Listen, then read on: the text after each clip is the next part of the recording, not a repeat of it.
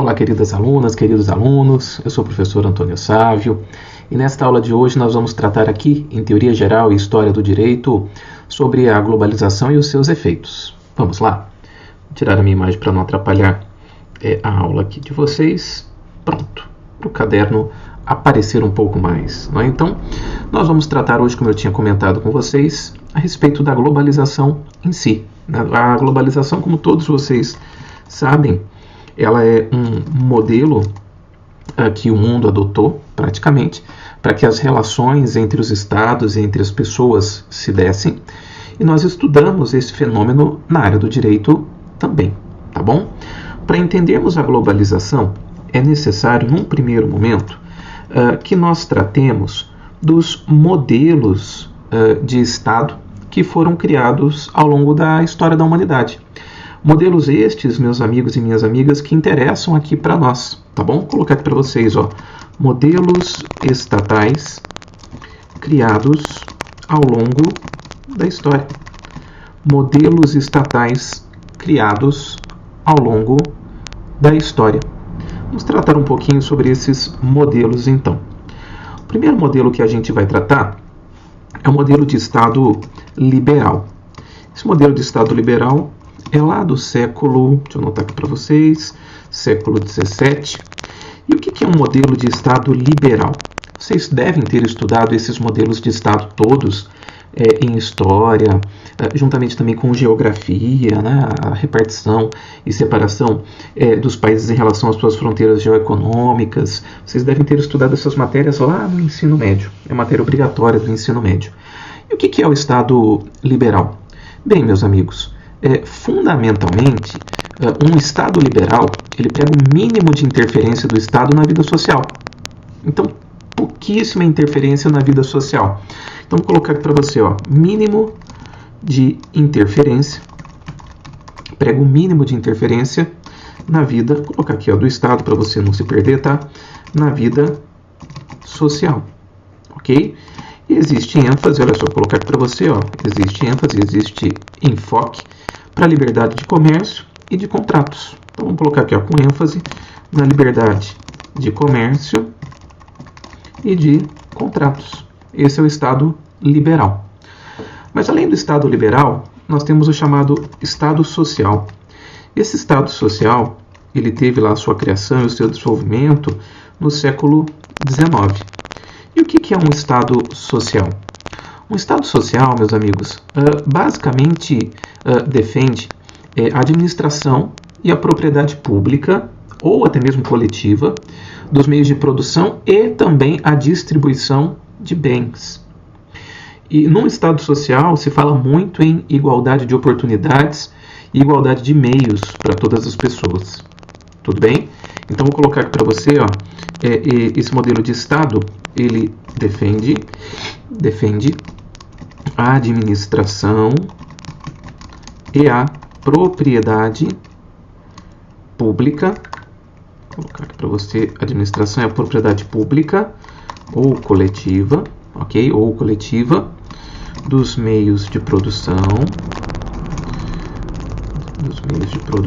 e distribuição dos bens. E tem aquela questão que eu tinha comentado com vocês: se isso acontece, a sociedade ela preza pela igualdade de oportunidades e igualdade de meios para todas as pessoas.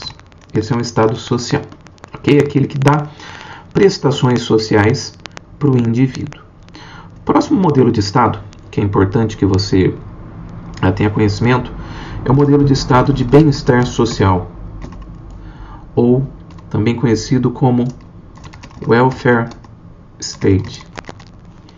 Vou colocar aqui para vocês, ele é do século, faltou exímio aqui, século XX. Vocês já devem ter ouvido falar nessa expressão do Welfare State. Deixa eu colocar aqui em negrito para ficar tudo igualzinho. Isso daqui, como é uma palavra estrangeira, fica em itálico. Pronto. Vocês já devem ter ouvido falar no Welfare State. O que é o Welfare State? Basicamente, se estabelece um modelo de organização no qual o Estado ele se encarrega da promoção social e da economia. Então ele tenta promover direitos sociais e a economia. Tem por finalidade, meus amigos, um acompanhamento de políticas públicas.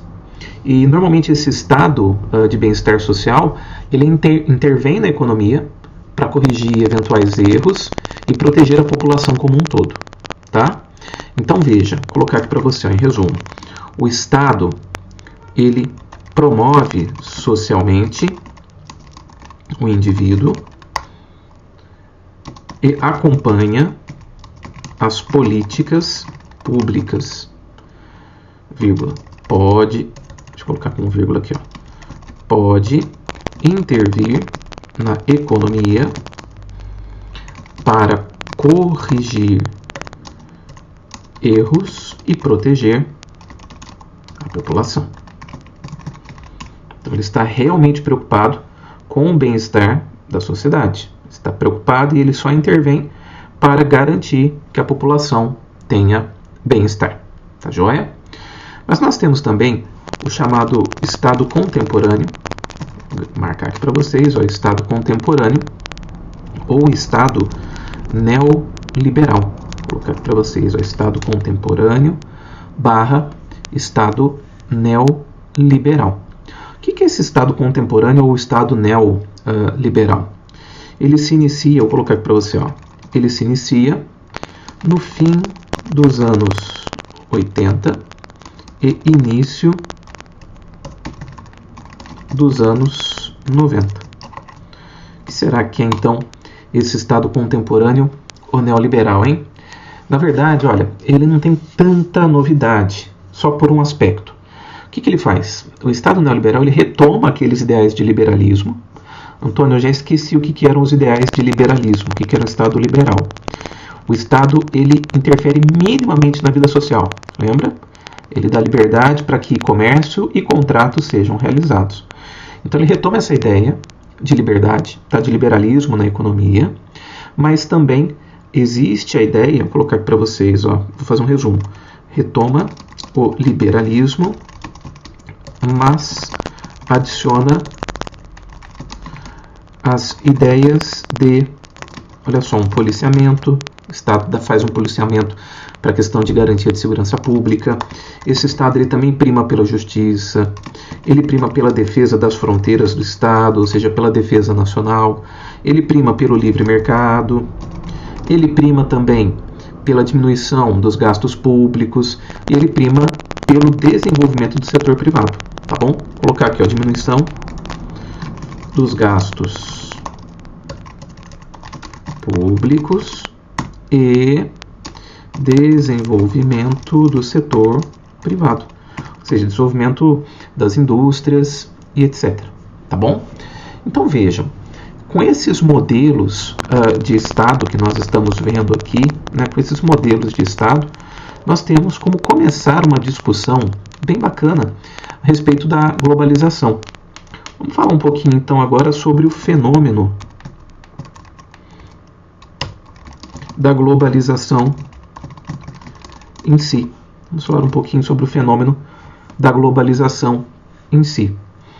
Antônio, eu posso afirmar que a globalização ela é um evento recente? Pode sim. Você pode falar que a globalização é um evento recente. Vou só dar um espaço maior aqui para eu poder subir um pouquinho esse nosso caderninho. Tá pronto. Agora estou feliz. Agora o caderno está bem organizadinho. Eu posso falar então, Antônio, que a globalização é um fenômeno recente? Pode. Tá? Você pode falar que ela teve início. Deixa eu tirar do negrito aqui para poder desenhar depois para vocês. A gente pode falar que ela teve início no final do século XX. Faltou só um pontinho aqui, pronto. No final do século XX e início do século XXI. Tá? Teve início lá no final do século XX e no início do século XXI. E ela nasceu devido à crise, vou colocar aqui, nasceu devido à crise do modelo que se tinha anteriormente. Ou seja, nasceu devido à crise dos modelos de Estado que se tinha anteriormente, ou seja, nasceu devido à crise. O último modelo que nós falamos foi o estado do bem-estar social, né? Então, nasceu devido à crise desses modelos de estado, em especial do bem-estar social. Vou colocar aqui, ó, do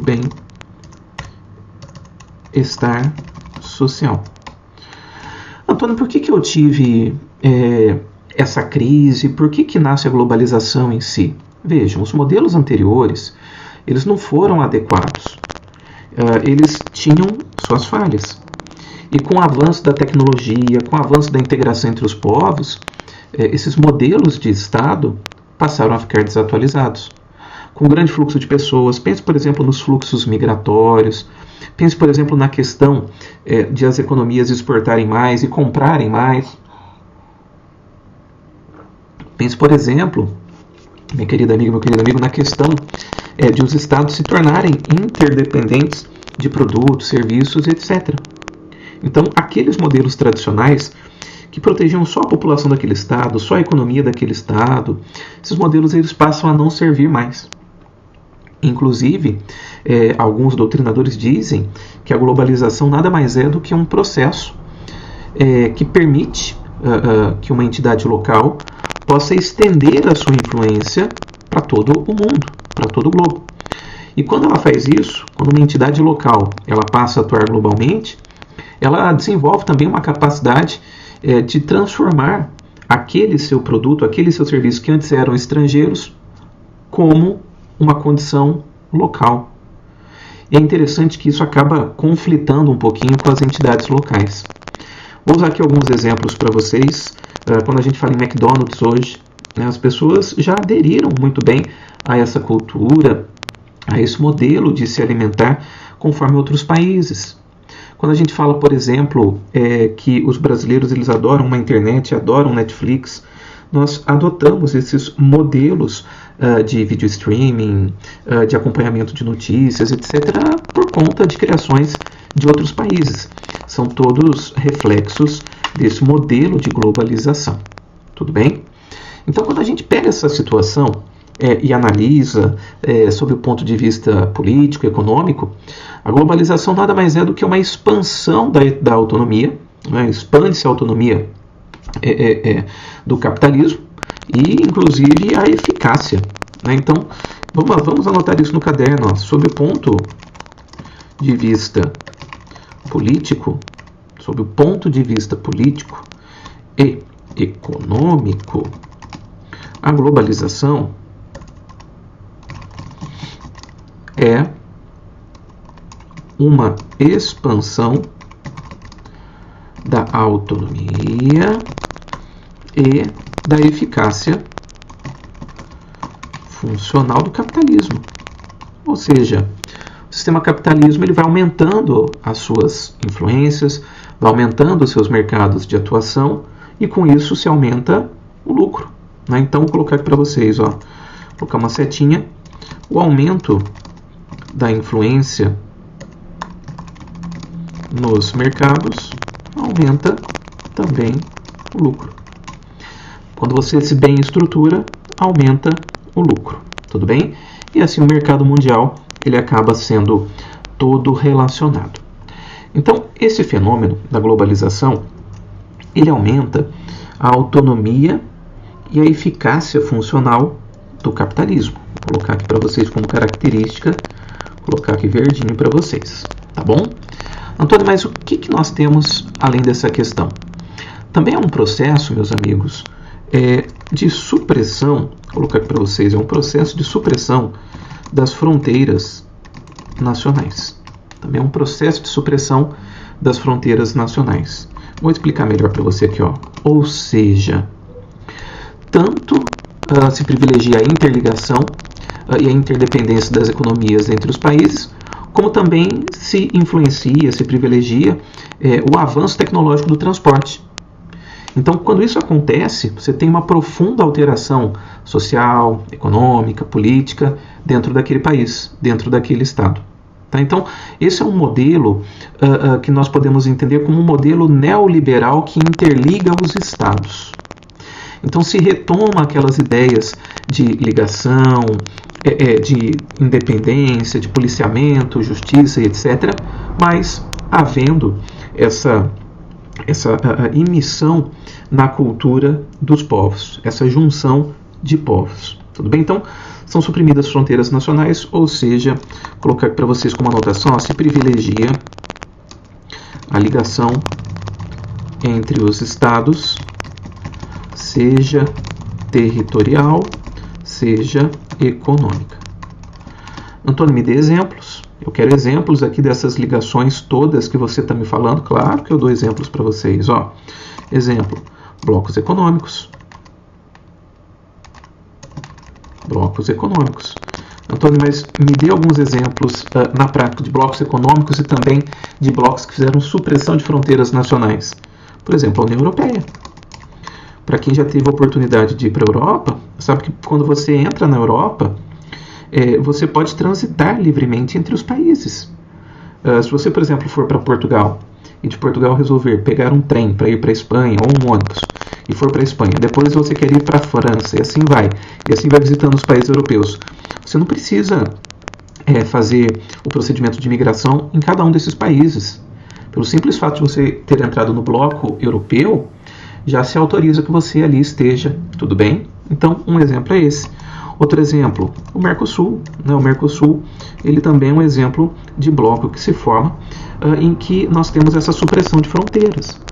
Antônio, mas no Mercosul também, será que eu posso viajar livremente, como você falou aí na União Europeia? Claro.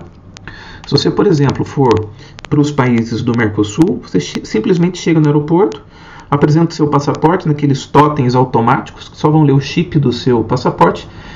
Alguém confere a foto, né, para ver se o passaporte é seu mesmo, e você entra no país tranquilamente. Tá? Então, não existem tantas formalidades. E você sabe que aqui na América do Sul você pode viajar também com o seu RG.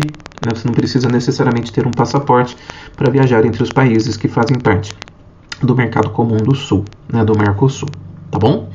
Então, isso serve para você entender como exemplo, né? Deixa eu só grifar isso daqui também para você como característica, a supressão das fronteiras nacionais, e volto aqui à minha explicação. Olha só, isso serve para você entender que essa integração econômica ela pode ser experimentada, pode ser entendida tanto como uma forma de juntar países, né, que unem esforços para enfrentar um pouquinho melhor essas rápidas transformações da sociedade, como também uma transição gradual para um modelo novo de Estado, entre aspas. Tá? Então, é preocupante essa situação por um motivo. Apesar de nós termos a globalização se desenvolvendo a plenos pulmões, né, a todo vapor, esse período em que nós vivemos hoje, ele é dominado quase que completamente por uma lógica de mercado. Né? Ainda que você fale para mim, Antônio, mas existem países que não são capitalistas. Pois é, mas essa dinâmica de mundo que a gente vê hoje, de negociação, de produtos, etc., de interesses, isso é uma lógica capitalista. Né? E essa lógica capitalista, ela confronta, ela conflita com alguns ideais de universalização, por exemplo, da ideia de justiça social, ou até mesmo com a ideia ou o conceito de dignificação da pessoa. Como que eu busco a dignidade da pessoa dentro desse contexto, em que a integração ela é econômica, territorial? Entendeu? Então, nós devemos entender a globalização, vou colocar aqui para você, a globalização deve ser entendida como um fenômeno. Globalização deve ser entendida como um fenômeno de externalização, deve ser entendido como um fenômeno de externalização da autonomia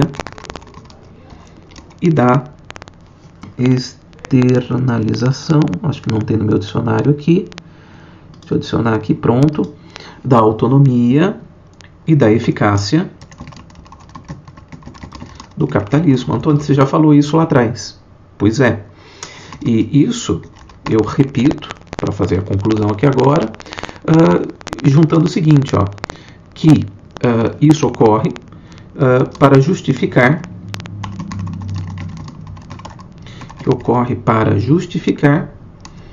o discurso deixa eu subir um pouquinho o nosso caderno aqui, ó. Ocorre para justificar o discurso da expansão capitalista planetária. Tudo bem? Então, essas alterações que nós temos visto no mundo são alterações que são promovidas pelo fenômeno da globalização em si. Tá? Os estados eles tentam se relacionar, mesmo tendo essa crise aí do estado de bem-estar social, né? Eles tentam se relacionar, e isso causa grandes impactos tanto nas relações da sociedade quanto também nos sistemas jurídicos. Posso te dar um exemplo dos problemas, colocar aqui para você, ó, exemplo dos problemas relativos à globalização. Vou dar como exemplo para você o que nós estamos vivendo, né? A pandemia na verdade me disseram que é né? Quando a gente usa essa expressãozinha aqui, ó, Covid, ok? Quando a gente usa Covid, me falaram que não é do Covid, os professores de língua portuguesa me falaram que é da Covid. Embora seja o coronavírus, essa expressão que resume a doença é feminina. Então, a pandemia da Covid-19 e seus efeitos nos mercados nacionais. Antônio, que efeitos? Econômicos, vou colocar aqui para vocês, ó, econômicos, sociais. Antônio, como assim efeitos sociais? Por exemplo, o auxílio emergencial que as pessoas estão recebendo, tudo isso impacta tanto nas relações de sociedade quanto também nas relações entre os países. Tudo bem? Meus amigos, então, essa foi a nossa aula sobre a questão da globalização. Espero que tenha sido frutífera e produtiva para vocês. Nos encontramos numa próxima aula. Um grande abraço e até mais. Tchau, tchau.